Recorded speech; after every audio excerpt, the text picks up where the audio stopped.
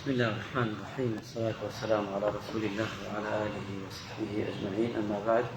السلام عليكم ورحمة الله وبركاته. أتينا باسي فرمايشتكي تر لفرمايشت جوانكاني في عمر إخوة صلى الله عليه وسلم، وفرميت باشترين إيمان دار وبروادار كي أفضل الإيمان الصبر والسماحة.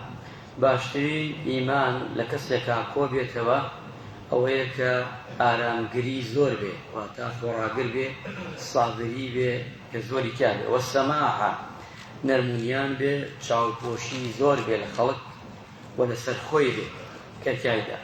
لە حەدیثێکی تردا پێغەمبەری نازدار ئەفەرمێ عەلەیهی السەلاتو وەسەلام: ئەفضل الئیمان ئەن تحبه لله.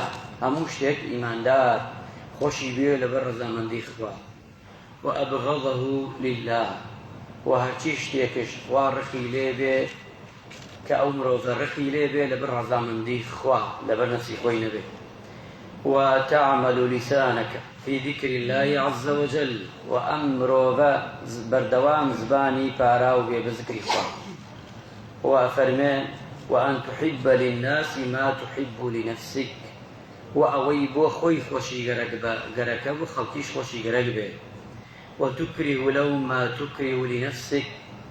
واتە ئەوەیشی بۆ خۆی ناخۆشە حەزەکە نەیەتە ڕێگای، حەزکا بۆ خەڵکیش نەیەتە ڕێگای. کەواتە ئەم سیفاتانە کۆ ئەبێتەوە لە ئینسان ئیماندار، کە هەموو شتێکی خۆشگەرەک بێ لەبەر ڕەزامەندی خوا، هەمووی ڕقی لە شتێک بێ لەبەر ڕەزامەندی خوا، زبانی پاراوە بە بەیادی خوا، بە ذکری خوا، و هەروە هەر شتێکی چاک و باش حەزکا بێتە ڕێگای، بێتە ڕێگای خەڵکیش.